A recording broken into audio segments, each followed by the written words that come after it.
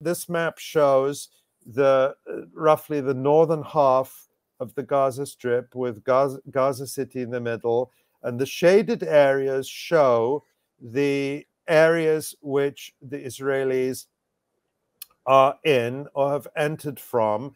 And as we've talked about in recent weeks, Israel has tried to enter Gaza from different directions. What we saw over the past couple of days coming out of the Qassam brigades, the military wing of Hamas, was a whole series of videos. Unfortunately, we are not going to show them because our videos get banned when we show them, thanks to the censorship of social media, including the platform we're on currently. By the way, before I get to talking about those videos, because of the social media censorship, which includes this platform and the other platforms that we all know and love, I really want people to go to electronicintifada.net and sign up for our mailing list, because that is the best way to make sure that no matter what the censorship is, we can still be in touch with you. Now, so back to this map and these videos. What the videos show in summary is Palestinian resistance fighters continuing to attack and destroy Israeli armor in the most northern parts of Gaza. So we're talking about the areas that would be on that map, the sort of the top right shaded area, sort of the shaded area that is to the right on the screen. So we're talking about areas north of Beit Hanun and Beit Lahia, and they are continuing to destroy Israeli armor using primarily what we're seeing in the videos, these Yasin 105 anti-tank weapons that we're going to get to in a second, and also attacking, there was at least one video of them attacking Israeli soldiers. In fact, there have been several, but I'm just talking about in the last couple of days. We'd seen some previously, but I think this came out on Saturday or Sunday. There was a video of them. There were Israeli soldiers who had taken up position inside a building. Again, this is in the northeastern corner of Gaza, and they were attacked by the resistance with one of these TBG rocket grenades. I'm going to ask you about that too. But my bigger point here, and today they haven't, at least before, as of the time we started the live stream, I haven't checked while we've been on air, but they had not released videos, but Qassam had this morning issued a whole string of statements about them continuing to attack and destroy armor and to target Israeli soldiers with snipers in different parts of Gaza. So again, the point here seems to be, or at least what I'm seeing, is that even in the areas that are very close to the Israeli border, Israel has not been able to establish firm control. In other words, they have entered these areas, but the Israelis cannot let down their guard. So my question to you, how is that after 37, 38 days, the Israelis still cannot be secure, even in these areas that are still very close to their border? And what are these weapons that the resistance are using? I thought that Israel had the most sophisticated armor in the world. We've talked about it before. It's the thickest armor in the world because they don't have to put it on airplanes like the Americans do. And they also have something called reactive armor, which explodes when something hits it. The armor actually explodes in order to repel any munition. Is this all really happening? Is the resistance really destroying all these Israeli tanks? And by the way, as of, I think it was Saturday, Qassam said they had destroyed over 160 Israeli military vehicles in Gaza. So, John, what is going on here? What are these weapons? Is this all real? How it must be, because Israel hasn't occupied Gaza City yet. But what's going on? Yeah, well, I mean, I think that the longer Israel's in place in these spots, the more likely they are to get hit. I think that it's important to remember we're talking about a guerrilla army. They don't have tanks, airplanes, to meet a mechanized invasion of hundreds, literally hundreds of armored vehicles. The resistance, the guerrilla resistance, isn't tasked with having their own tanks and meeting that advance. The fact that the Israelis can advance behind hundreds of tanks isn't surprising. To me, it's more normal that they would then be attacked once they have fixed positions, which is what we've seen in Beit Hanun and Beit Lahia in the northeast and the northwest. The Israeli positions are constantly under attack. And the way that Israel's fought this war has been to just destroy everything in front of them and then move up. So they're not going to fight block by block. They're going to raise the blocks and then bulldoze through those spots. The Qassam Brigade said that Abu Ubaidah said on Saturday that they've hit, partially or completely destroyed 160 armored vehicles. The Israelis, for their part, they say that 10% of their stock is out of service and the other ones are in for repairs. So basically you have Abu Ubaidah using a number based on the number of armored vehicles the Israelis have. Basically, Abu Ubaidah is talking about a number, something around 18%. And the Israelis are talking about something around 10%. So their numbers aren't that far off. The Israelis are not releasing their casualties. They haven't been forthright releasing casualties. They drip them out sometimes 2 and 3 and 4 days later. They haven't given any a number of wounded yet. The closest that we have to a number of Israeli wounded was the IDF valorized their medevac team, their helicopter rescue team. 6 days into the ground war, they had carried out 260 helicopter medevacs from Gaza. And they say that matches with something like 45 dead soldiers at this point. Which, by the way, is a significant number, more than the 2014 war, similar to the number in the ground in the key week of fighting in the 2006 war. But Israel doesn't want to have spectacular numbers come out early in this invasion. So it would be interesting to see if those numbers over these weeks rise. But what Abu Ubaidah is saying is that they target these vehicles and partially or completely destroy them, in part because of the protective armor that you described. The armored vehicles have a system called the trophy system that works on radar. It detects an incoming round and then launches a counter round that's essentially like a shotgun spray that attacks the incoming round. And that's some of the videos that we've seen. When you see the big, large flare of flames, that's actually the burn off of the weapon from the Israeli counter measure. But the armor only has a shot, and then it doesn't work anymore. It needs to be repaired. So if those are being hit twice in a row, they're penetrating. The Namr, as it's called, armored vehicle that Israel, again, all of these tools are new. The trophy system operated in 2014 during that war, but that war was very limited in scope. This is the first time that the active protective armor system that the whole world is watching as a laboratory, that's the first time that it's been used on these armored vehicles. So primarily the Israelis use 4 armored vehicles. They use an armored personnel carrier that you see at the top that they have about 250 of, and those hold like 12 or 13 troops. And we saw on the 31st of October an ambush by the Qassam brigades where they fired 2 simultaneous anti-tank weapons. The first one sets off the reactive armor, and the second one hit inside the Namr and killed 11 soldiers at once.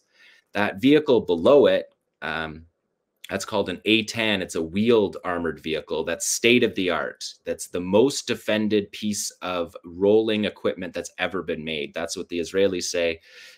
It's completely, it has no windows. It has no vulnerability points in its armor. It works by camera that works all the way around the vehicle, and you watch on television screens.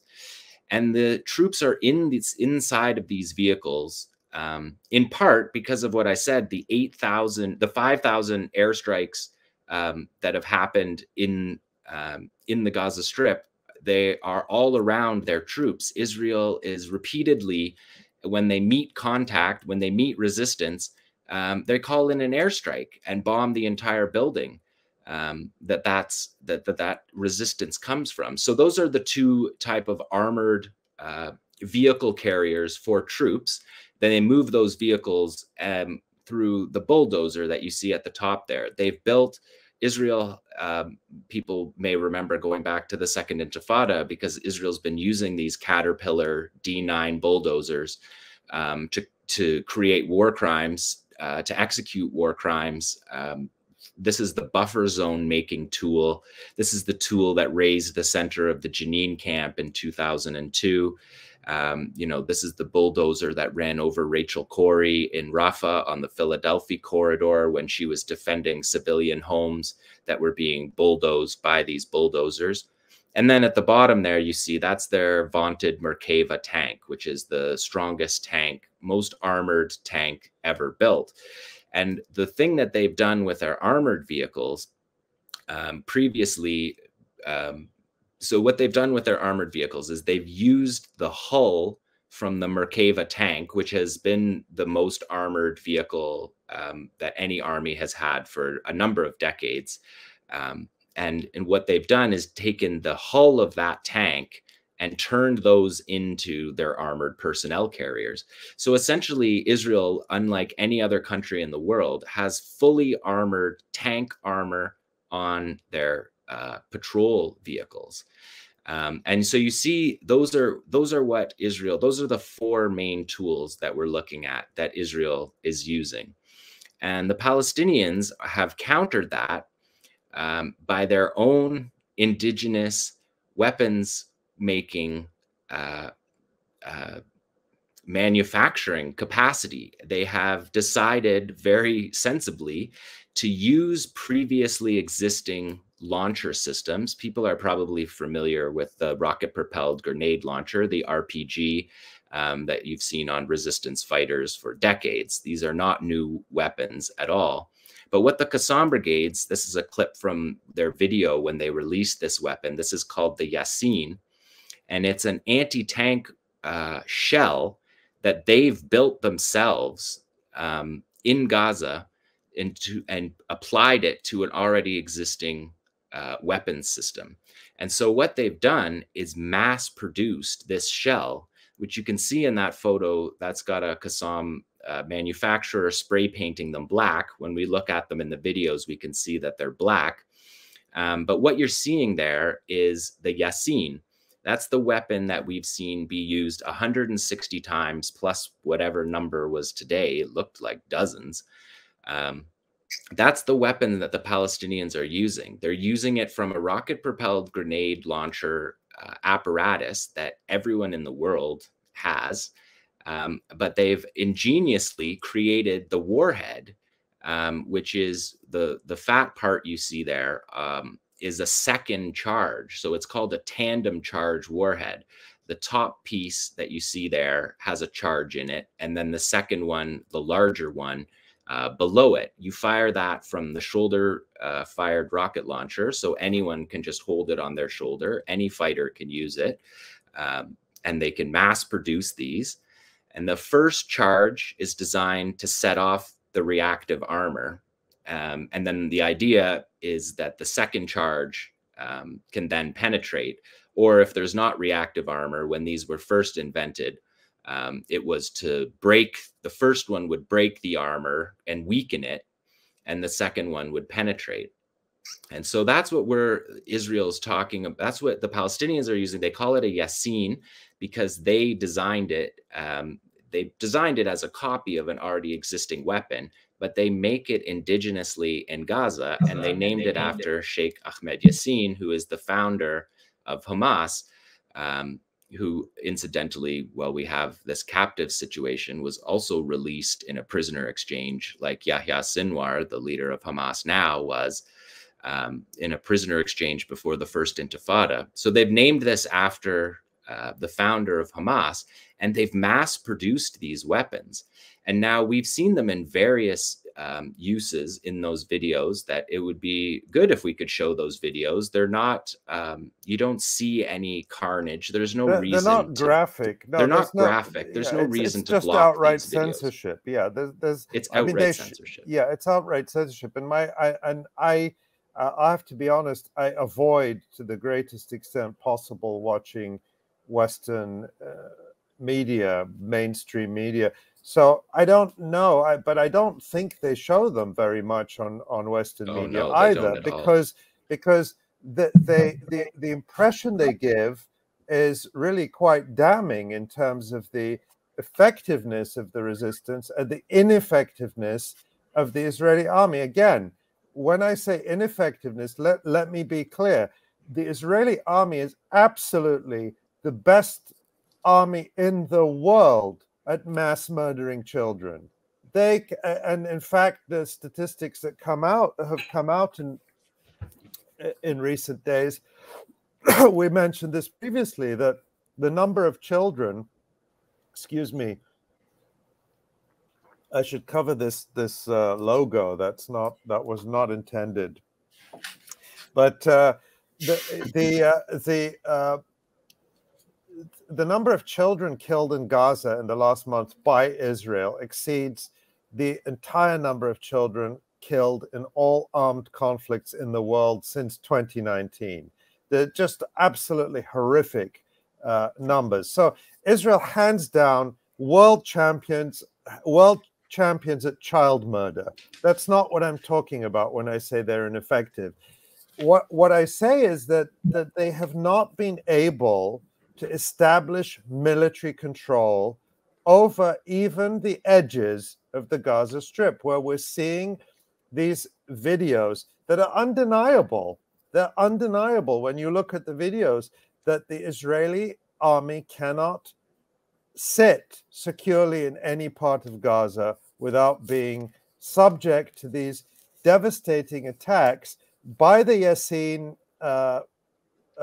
anti-tank grenades that you just mentioned. But also, John, tell us about these TBG grenades, because they look the same from the outside as far as I can tell, but they are different and they're used for a different purpose. And again, the reason we're going into this in detail is because I think it's important that people understand, because on paper, you would think, well, the Israeli army, it's overwhelming, it's so superior, resistance has no chance. And I think the reason we need to get down into the weeds a little bit is so that people understand that it's not quite as simple as that.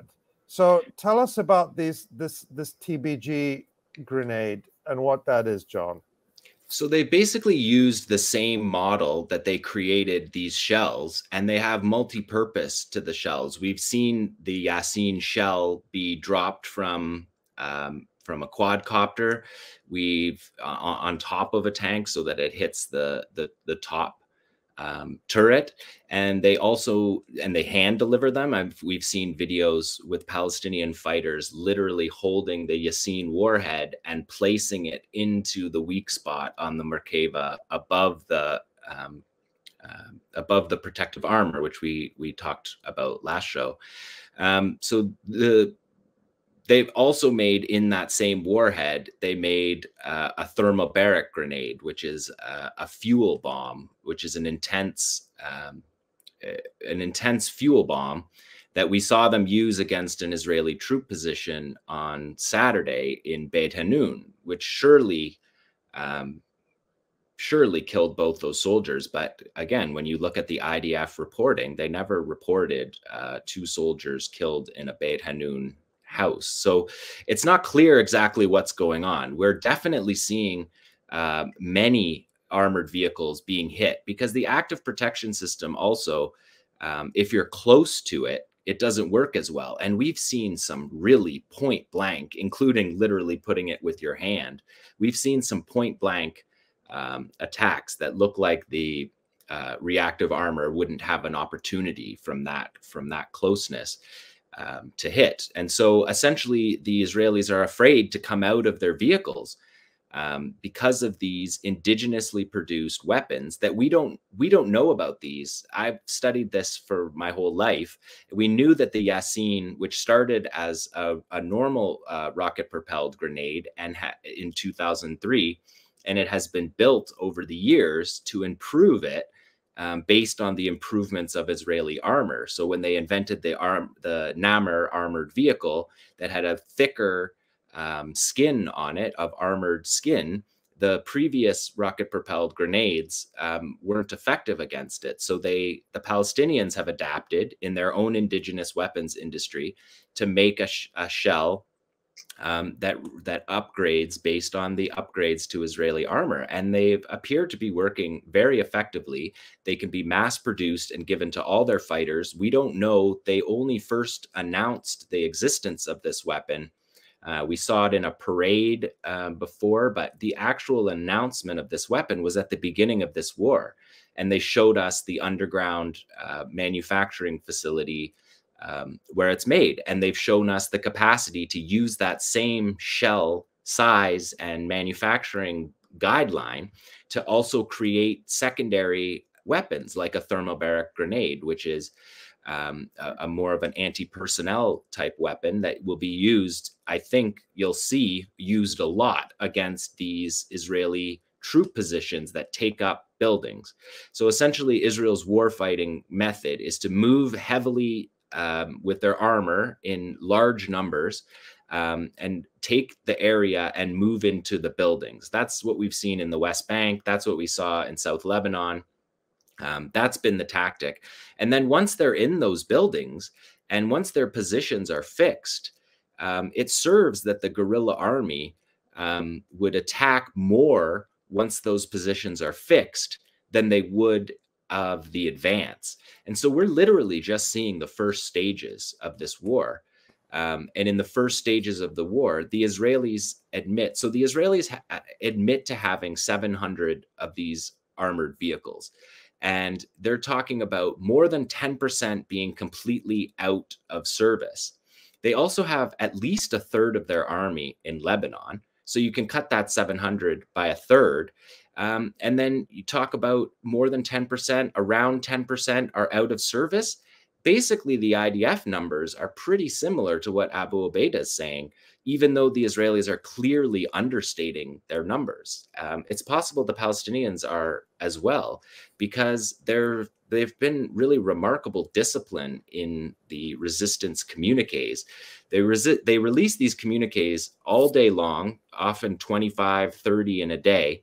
They tell you what axis that it fought on. The main axis are in the northwest, Beit Lahia, northeast in Beit Hanun, and then they've pushed over from the east around Juhar al-Dik, which is in the southeast of Gaza City. And each of those advances that we've seen, the Israelis have been met by videos that we've seen that mark in the dozens.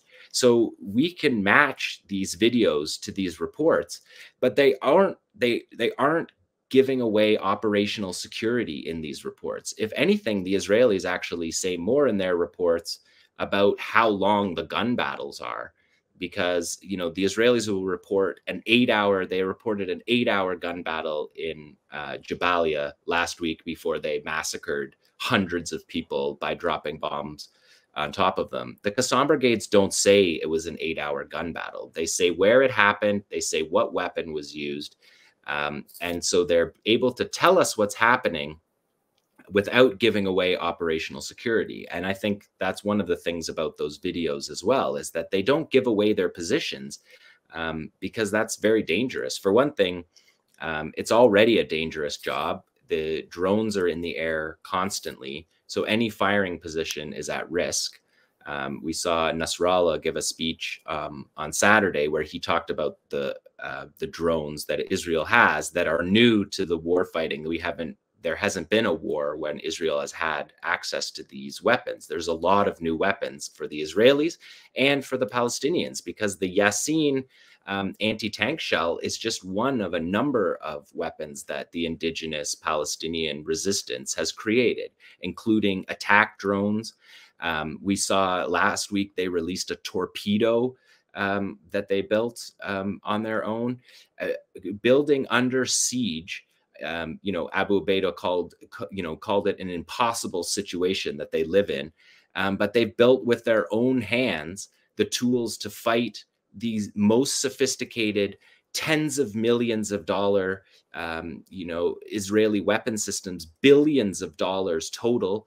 On October 7th, they burst through $1 billion wall to start all of this, and they're doing it with this very modest indigenous capability to mass produce. They didn't create this weapon to show it on a video and to fire it off once in a video and to brag about it. They're showing it being used hundreds of times in all different circumstances. So they've essentially created a light infantry weapon under siege in the Gaza Strip that has been effective now for 2+ weeks of constant invasion by hundreds, literally hundreds. We saw one satellite photo showed almost 100 Israeli armored vehicles at just one of those staging points, and there's and at they least showed 3. them, and that one of those videos, which was absolutely spectacular, showed it was filmed from a drone. Again, this is a 𝐓𝐡𝐞 video. So it's filmed from the sky, and it shows these armored vehicles at a distance, as if you're looking down towards a parking lot, but instead of being cars on asphalt, it's tanks on, a dirt field. And 2 of the tanks just explode. And I assume that was done maybe with airdropped munitions.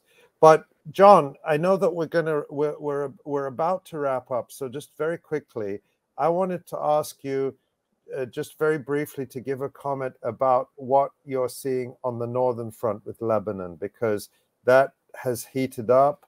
Today, there has been Hezbollah has responded to Israeli attacks that had killed civilians over the last few days.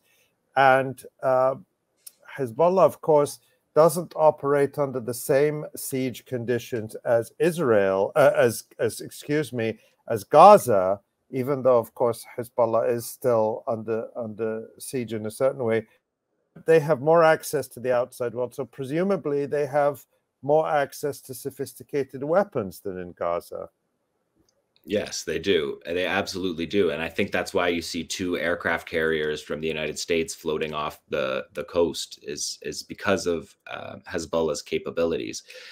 We've seen in the north, Hezbollah has been very measured, very disciplined in the way that the escalation has happened, but the escalation is continuing. There's bigger weapons being used today than 2 weeks ago, 3 weeks ago, a month ago. They're now firing Barkhane missiles that Nasrallah confirmed in his speech on Saturday, which carry 300 to 500 kilograms of explosives. So were one of these missiles to be used on an Israeli position, they would be significant consequences. Absolutely. I think that on the Lebanon front, Nasrallah gave the speech on Saturday, and I think he touched on it. He said that the back channels of the Americans, he didn't talk to the Israelis again. The back channels of the Americans are threatening Lebanon, are threatening Hezbollah, are threatening the regional Arab states with total destruction if they join this war. And that hasn't stopped them. It hasn't stopped Hezbollah escalating. It hasn't stopped the Houthis in Yemen. The Yemeni army is launching ballistic missiles and drone swarms. the Houthis downed an MQ-9 Reaper, which is the sort of the pride and joy of the American hunter-killer drones. The Houthis shot one down. So Nasrallah talked about that. He talked about the multiple fronts, right? The Americans are being hit in Iraq and Syria as well. And then there's a Lebanon front. And of course, there's a West Bank front as well. So it's a multi-front war.